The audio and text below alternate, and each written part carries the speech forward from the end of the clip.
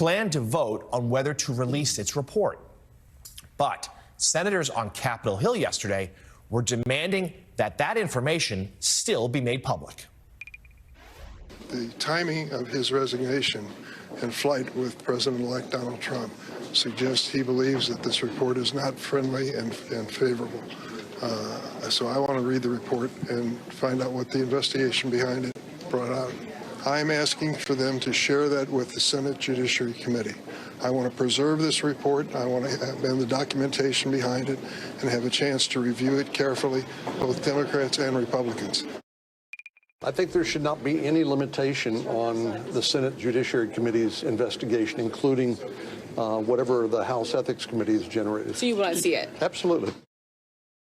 Matt Gaetz has chosen to resign from the House, but he can't choose to conceal that information.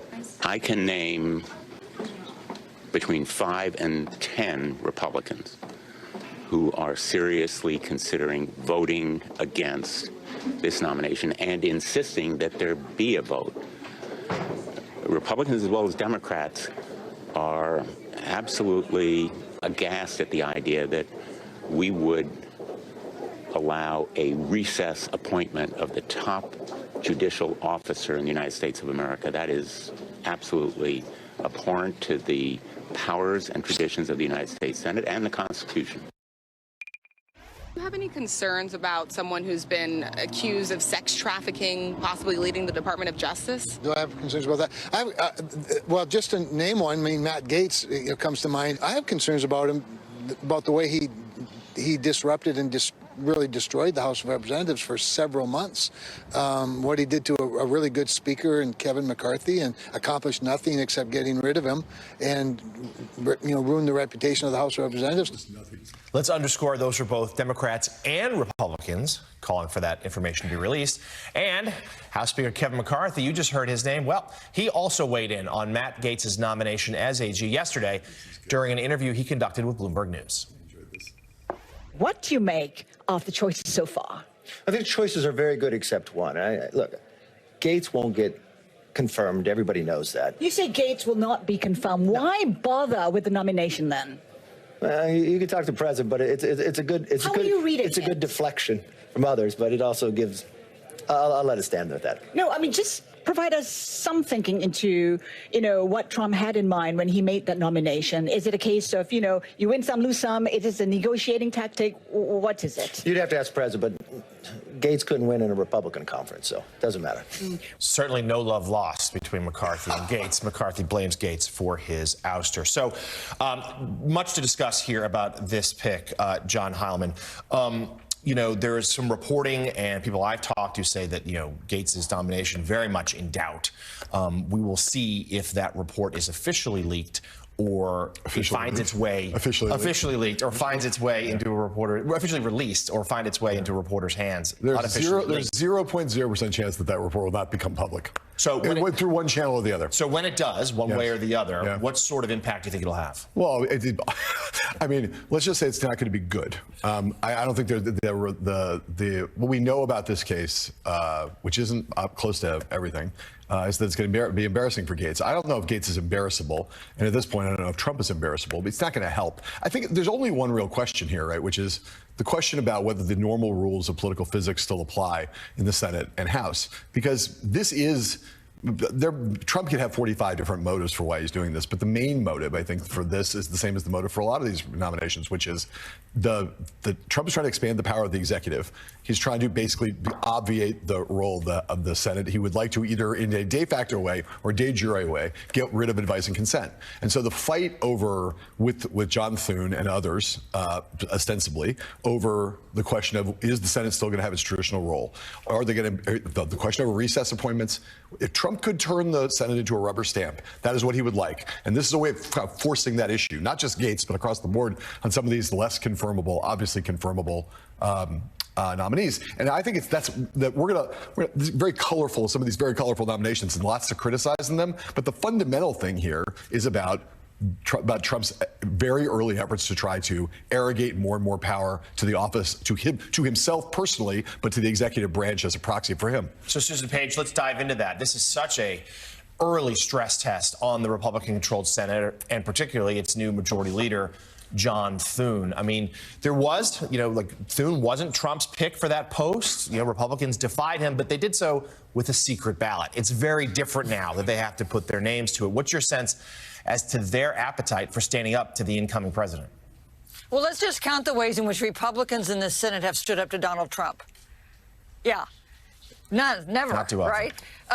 Not too often, right? And not in things that Trump really cared about, like impeachment. So I would, I think it's possible the Senate wouldn't confirm Matt Gaetz. I think it is conceivable that they would. And I think it's also possible there's another repercussion to this, which is if for some reason Matt Gaetz does not get confirmed, either because the ethics report is so explosive that he can't possibly continue with his nomination, or because the Senate actually refuses to confirm him. I think that just really clears the way for these other appointments that maybe seem quite remarkable and out of the mainstream, but are not as bad as Matt Gaetz. So maybe the second person who gets nominated for AG, or maybe Tulsi Gabbard, maybe other people get a pass because the Senate in the end stands up to Matt Gaetz. Right. They feel like they can stand up against one and then not others. And so in a moment, we'll talk to Richard Haass about the need to have actual competence ahead of at the top of these hugely important departments. But Sam Stein, let's talk a little more about the politics of it, and in particular, this idea of recess appointments, which has gotten a lot of buzz in recent days.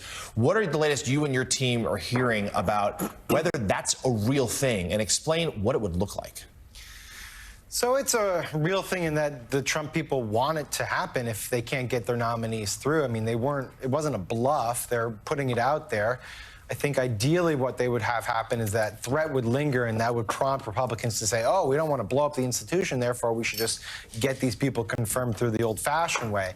What it would look like, though, is procedurally kind of complicated to explain and difficult to understand. Essentially, the Senate Republicans would have to have a resolution from the House that allowed them to go to recess. They would then vote on it, 50-vote threshold. So the same exact threshold just to confirm these nominees anyway. And so, will they have the votes to do that, but not have the votes for the nominations themselves? That's hard to say.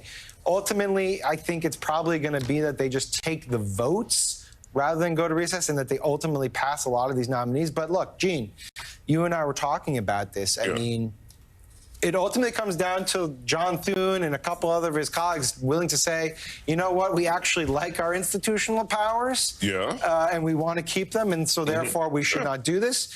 But there's no history of them actually having that type of spine. No, there is a history of senators feeling self-important and feeling self-importance for the institution. Right. So there is that, and that's a real thing. But there's no history of them really standing up to Donald Trump. So why would we expect them to do this? And I think we should keep in mind that if they don't confirm, or they let this linger somehow, they don't go to recess, there is a provision in the Constitution. I mean, Trump can adjourn Congress. Right. And so would he go that far? Well, he's gone as far as Matt Gaetz and Tulsi Gabbard, so why wouldn't he go that far? I don't think he's bluffing. No. And certainly, I think there's also an element here of Trump wanting to simply break the Senate, break any chance of resistance that they might have going forward. But there would be, of course, legal challenges to any sort of recess appointments, potentially all the way to the Supreme Court. Yes, where Trump has some friends. That would very different, perhaps rule differently than has previously on this very issue. So, but it's not just about Matt Gaetz. That's not the only pick that Trump has made that's garnered some real headlines and skepticism in recent days. Another, Robert F. Kennedy Jr., his choice for Health and Human Services Secretary. That came yesterday. That department oversees several agencies, including the Centers for Disease Control and Prevention and the Food and Drug Administration. The position does need to be confirmed by the Senate. Kennedy aligned himself with Trump after ending his own bid for president earlier this year. He is an environmental lawyer, at one time respected for his work, who in recent years has become an outspoken conspiracy theorist. Kennedy has criticized COVID vaccines and childhood immunizations, falsely claiming that they have ties to autism and other things. He's also promoted products and medicines that the FDA has strictly warned against, such as raw milk. Kennedy thanked President-elect Trump for the nomination last night, writing on social media that he will, quote, clean up corruption, stop the revolving door between industry and government, and return our health agencies to the rich tradition of gold standard evidence-based science. We can certainly fact check that. The president-elect has had nothing but praise for Kennedy and his ideas in the last few weeks. On the campaign trail, Kennedy promised to let RFK Jr., quote, go wild on medicine. And last night, Trump again touted his choice. Today, I nominated him for, I guess, if you like health and if you like people that live a long time, it's the most important position, RFK Jr. Bobby? Good.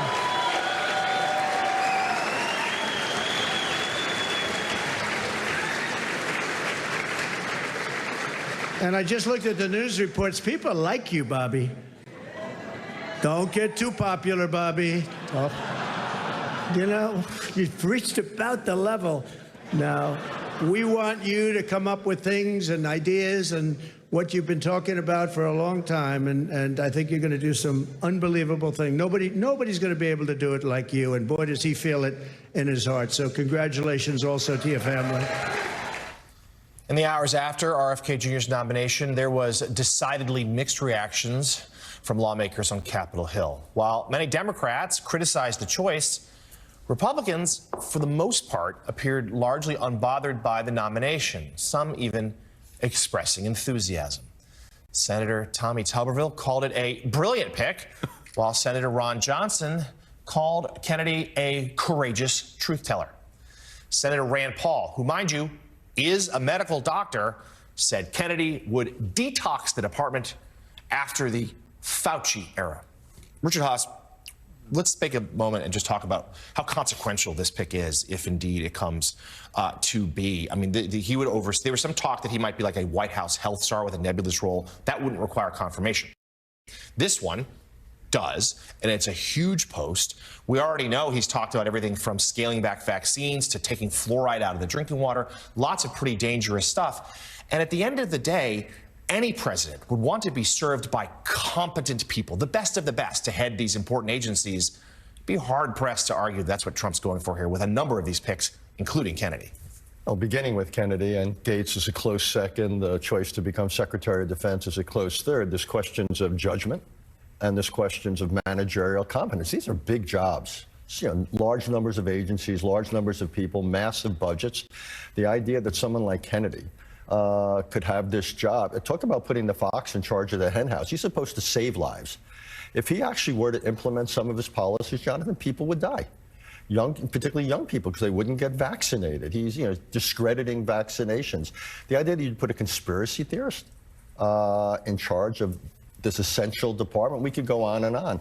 The idea, what Matt Gaetz ought to have this job, because he understands criminality, and therefore you ought to put him in charge of the Justice Department. This is trolling the United States. What's missing from this?